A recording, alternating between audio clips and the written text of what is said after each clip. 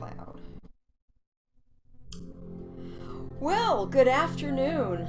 This is Tracey Lawrence, and I am recording this for my Good Kids Club members.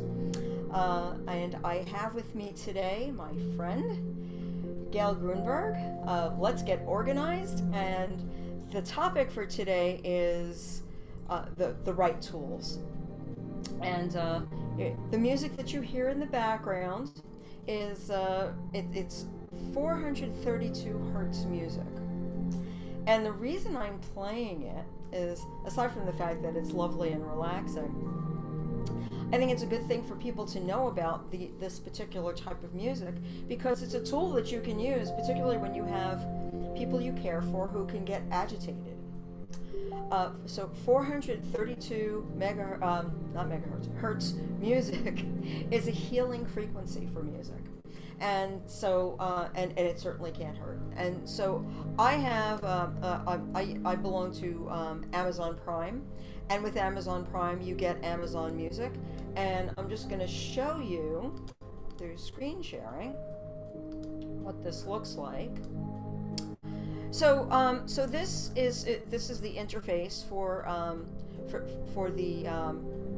the music, and there are a number of different albums that are recorded at this frequency, and they're also available on YouTube.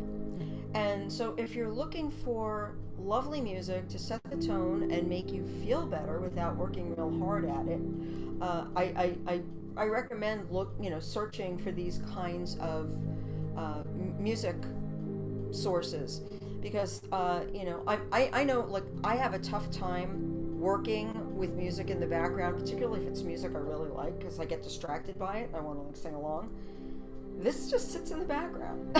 So it's nice that you can still do work, you can get stuff done, but it just kind of creates a lovely healing atmosphere. So just wanted to share that. And get back to okay. So today I also wanted to show you some other caregiving tools that is the music too much? What do you think? Should I take it? Should I take it off or? It sounds a little bit loud, but Okay. Well, I can turn it off for now. Okay. There we go. it was lovely though. Yes. Thank you. So I thought, we could also look at some other tools that I recommend for caregiving because for those of us who are helping other family members in our lives to get through their days, sometimes time gets away from us because we're doing so many different things. And it's important to be able to keep on top of things, particularly when the people we're caring for have cognitive impairment and they may forget to take their pills, or you may have to track appointments and taking people different places. So I'm just going to show you two tools that I like, and then I'm going to invite Gayle to share some organizing tips because I think she's as a professional and a lovely human being. I just think she has a lot to add to this conversation. So I'm going to show you a tool that was designed by a caregiving person I know. Her name is Marianne Sterling, and this is an amazing tool called LivePact.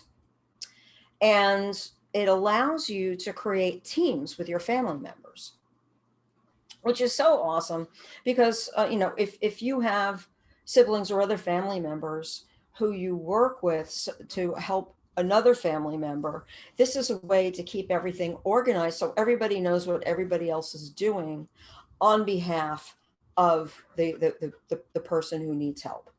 So for people who are in this situation where you are fortunate enough to have other people helping, this is a great way to be able to take care of your person, and be able to coordinate well with other people. So, and the way to find it is on LivePact, LIVPACT.com. So that's one. And let me show you another site that I like. Now, an issue that many of us um, have when we're taking care of a loved one is that we might have to know their. Um, okay, here we go. Um, hey, Gail, can you see the footprint ID? Yes, I see the Okay, website. cool. So this is a really nice way to be able to organize data. So, for instance, let's say you need to have access to your loved one's doctors and medications, procedures, things that they've been through. This tool is great. You can input their information on the website and then access the information through the mobile app. And this is really nice because let's say you get a call, mom fell, and you got to go to the emergency room. All right, if you have mom's data in Footprint ID, you can pull it up on your phone, so you don't have to go looking for papers or digging through a safe deposit box, which is the last thing you want to do when somebody's in the hospital and needs you. So this way you can have all that access to all that stuff through your phone.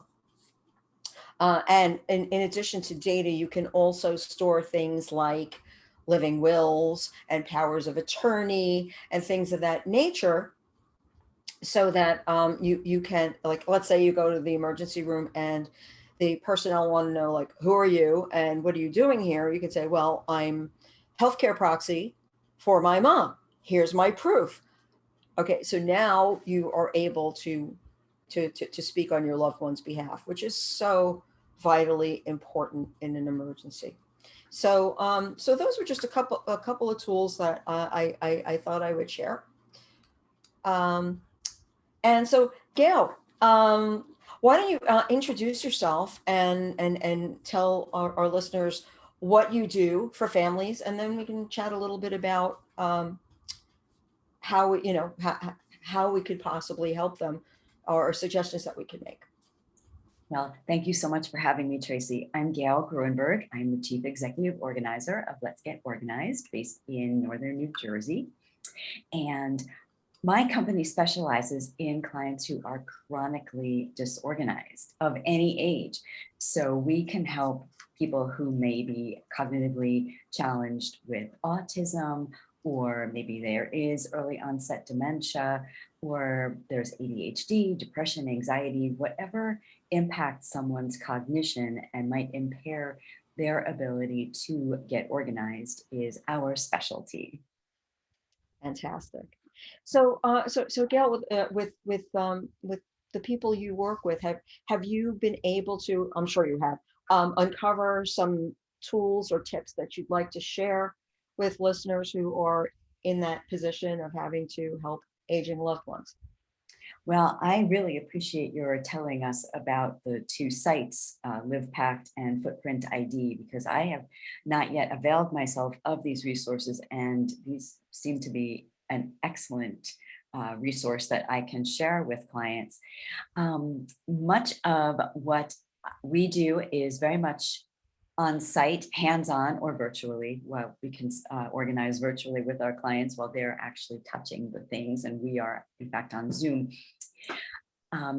One of the techniques that I like most is just having checklists.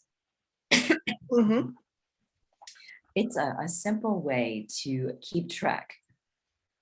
Excuse me one second. Of course.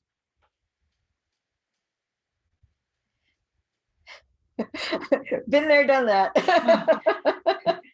Sorry, an opportune choking moment. So with checklists, I just like them because it's a standardized way to make sure that things don't slip through the cracks. Sure. For instance, having a list of medications, which I'm sure can be input into the two platforms that you just told us about, Mm-hmm. and so that everything is easily accessible by everyone in the family. And it's just a standardized way of making sure that everything is taken care of, like periodically reviewing your vital documents, Oh yeah. putting it on the calendar, excuse me, making sure that everything is updated on a regular basis. Hmm. Um, I personally have a recurring reminder to check in with my dad and my stepmother, make sure that their estate documents are up to date. Hmm. I just call it estate planning, make sure the wills are in place and the living will, and do I know what their meds are? So checklists, calendaring. um, I'm sure as we talk, I will come up with some more really good ideas Yeah. Do you use reminders on your phone? all the time. Yeah, and that's something many people don't even know that they have on their phones. But having reminders is so cool. One thing that I do, like I have groceries reminders that I use because my husband and I both shop, and I share the calendar with him. So Smart. and if you don't know that, you can share Apple, iPhone reminder lists with people in your network, so that every time you put something on the list, it also populates in their list on their phone.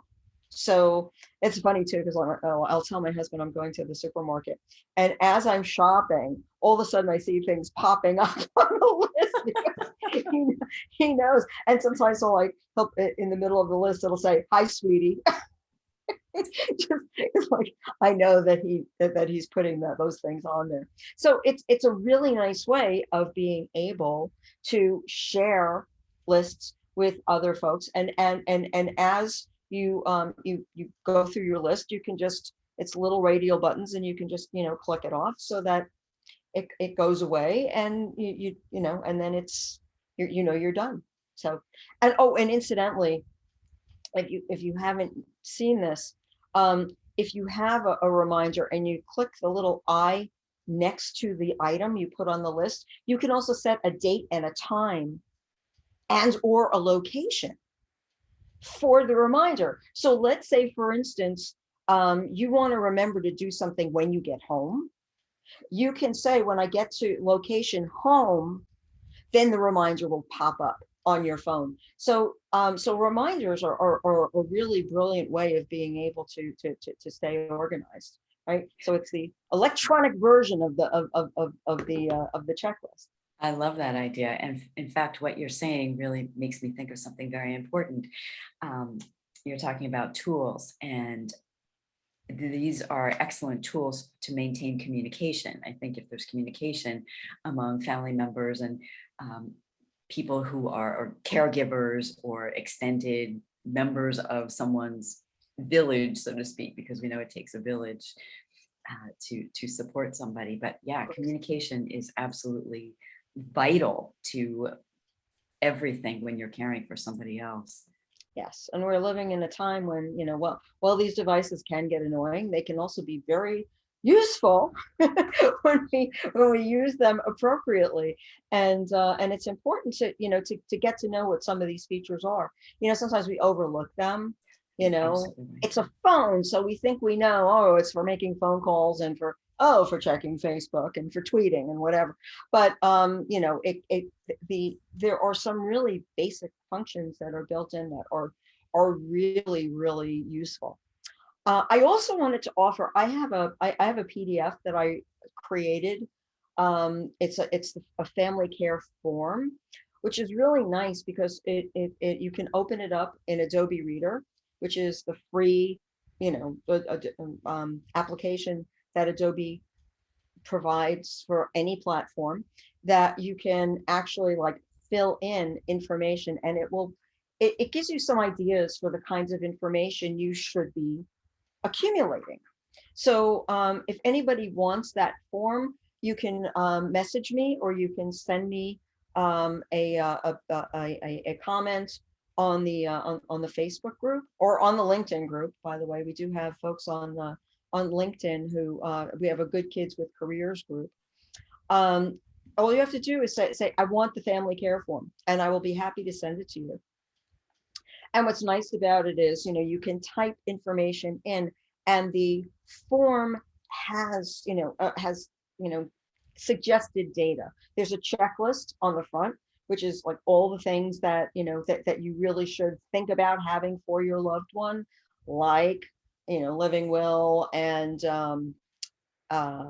insurance policies, titles, things of that nature. So, things that you really should know about and have copies of. I know, like for my folks, one thing that became sticky at one point, my father had a car, and he held the title to the car. My mom was not on the title. And when my father passed away, my mother said, "You can have the car," because she wasn't driving anymore. And so I said, "Oh, thanks, Mom." And she tried to sign the title over to me, but because her name wasn't on the title, she couldn't do it. So we had to retitle the car, and then she could sign the title over to me. And that process took months. So yeah, so it's those kinds of things that we don't really think about until there's a situation. So by identifying some of these things ahead of time, while our parents are still with us and very much able to act on these things, it's good to start thinking about these things, so that when things happen, you'll be better prepared. You reminded me of something as you're saying this. I was going to ask, when in someone's lifetime would you suggest starting to address these concerns? And I thought I'd heard along the line somewhere the 40-70 rule. When the adult child turns 40 or the parent turns 70, that's kind of a trigger to start to put some of these things in place and at least review, like, okay, for oneself, at 40, often we might have a child who is approaching the age of cognition and really being very aware. In fact, I found out that July is Sandwich Generation Month. Oh, I didn't know that. That's awesome. Yes. So it's a very timely topic that you're bringing to light, because we might have an older parent or another family member, and we might have younger children. So we might need to address some of those things for ourselves and leave them for our own kids. So what do you think of that? Is that too late? No, I like that. I think, but personally, I think that as soon as you think about it, you should do it. It's a great idea. Yeah. Because we put it off. We put it off way too long. I was at a party for the 4th of July where a woman was asking me, and she was clearly like, or I would say around my age, whatever that age might be. No, I'm 63. And her mother is 94. And her mother has not has not appointed a POA or healthcare proxy. Oh, wow. She's still driving. Oh my goodness. Oh my God goodness. bless her that she's able enough. I think that's great if she is able enough. However, she said, "Well, what do you think about me, about the healthcare proxy and POA?" I said, "You should do it yesterday." Please. It's not even a question. And then, I've had people like get on me because I started with like long-term care for me and my husband when I was in my 40s. And they were like, "It's too early." I'm like, listen, number one, when you've been through what I've been through with my parents, I know that there's God doesn't say, "Okay, you're this age and this is what's going to happen to you." For sure. A friend of mine she developed early onset Parkinson's when she was in her 50s. Oh. Who knew? Right. And I have a friend who, and I hate to say this out loud, he was 56 years old and he died snowboarding. Oh gosh, I'm sorry. Yeah, and it was awful. And he worked for a life insurance company. Oh, wow. Oh my gosh. And he had done some things, but there were some things he really could have done better. he left behind a wife who was 51 at the time and a daughter in college. Mm. And, and his widow's life was very seriously impacted by some choices that he made. So, we don't know, we have no crystal ball. We don't know when we're going to go. So, when you realize that you have something to lose and that the people in your life who you love have something to lose, you should be doing something about it. And incidentally, for those who don't know this, if you have a child who turns 18, as soon as they're 18, they're considered liberated. And so, a lot of parents think, oh, well, I pay for my kids' health insurance. So, of course, the doctors are going to talk to me if there's a problem. Guess what? They don't have to tell you anything.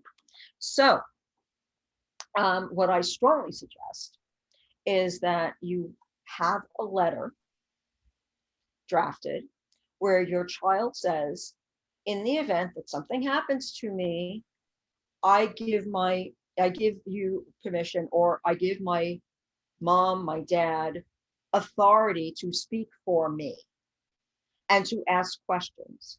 And you don't want to just like type it and sign it. You want to have it notarized. Okay. And there are different rules in different states. If you're going to do your estate planning for your parents and or yourself, then you want to include getting a letter like that drafted for your child to sign and have it notarized. So make sure that it's correctly worded and drafted for whatever state you and your child are living in. My turn to talk. I understand. That is excellent advice, because my children are 22 and 20, and I've wondered, gosh, I'm glad you said this, because what do I do? They are over 18, and without their permission, no caregiver or treatment provider is going to talk to me. I can't even talk to well, my daughter's now still in college. I can't talk to her college without her permission. Right. But it should, at the bare minimum, you should have a HIPAA letter for your children. And by the way, I'm a notary public in the state of New Jersey, so Gayle, I can help you. Thank you. I appreciate that very much, actually. My pleasure. Yeah, it's so, and it's, it's a pretty easy thing to get a hold of the right language for that letter. And in different states, you can look it up. In the state of New York, people can actually witness for each other, which is interesting. So if you need a HIPAA release, you can, if you have, like, there are 3 of you in the same room, you can all sign your, fill out your HIPAA releases and witness for each other, and then it's kosher. So, but it's, every state's a little different. But in New Jersey, you want to get it notarized, and I'm a notary, so. And of course, in New Jersey, you can't do remote notarization, so you and I will have to have lunch again. So, what a pity. So yeah, it's so it's important to know about these things. But and if you have these documents, and I highly recommend that if you can scan them and make them into PDFs, then you can carry them on your phone. Right. So, because you always want to have it in a format that you can access easily, so that if there's an emergency, you're not scrambling to find physical paper. That's a really lousy position to be in, because you're gonna tear your whole house apart, and still possibly not find the thing. And knowing that you've got that stuff accessible on your phone, it's great for peace of mind. That's a really good idea. And something else I think about is making sure that my kids especially know the code to my phone. Yep. I still have a phone that you can put in a number code, but they apparently have phones where it's face recognition. So I mean, This actually does keep me up at night, so I'm glad we're having this conversation. Yeah, yeah, but usually there's an alternative, so you have a code that you can put in. And I'm glad you raised that point, because this came up. This was one of the prompts. My friend Gary said something about this topic, and I was like, oh, talk about tools. But something people need to know is that you need to gather up passwords. Mm-hmm. Or at least find out what the policies are on the platforms that you're on. Because, one of the saddest things is when somebody dies and their Facebook profile and their LinkedIn profile and, all their social media stays up indefinitely. For sure, you're right. So you want to be able to take down their profiles and let their followers know, this person no longer is here. And so, so it doesn't come as a shock. And by furnishing your passwords or ways to get into those accounts, it makes it easier. And I know that a lot of the platforms are now allowing users to identify, people who can speak for them. So if they should pass away, a particular person with this email address can speak for them and take the profile down, or at least post to it and let people know what happened. Digital estate planning. Yeah, yeah. And email and all the electronic things that we do, everything's got passwords. So you want to make sure that you have records of these things and make them available to your loved ones. I use, and there are a lot of different password tools which you can look for, which are password vaults. I use the tools that I actually have on my computer. Apple has something called Keychain, Okay. which tracks your passwords, in all of your Apple applications. So if someone who needs to access that has the password for your computer, then they can access that information on the computer. Oh, that's So good. there's really one primary password that people need to give their people of concern. So make sure that at least at the very bare minimum, the password that you use to get into your computer is available to the people you trust, so that if something happens to you, they can, address your data, so it's not out there in the world indefinitely.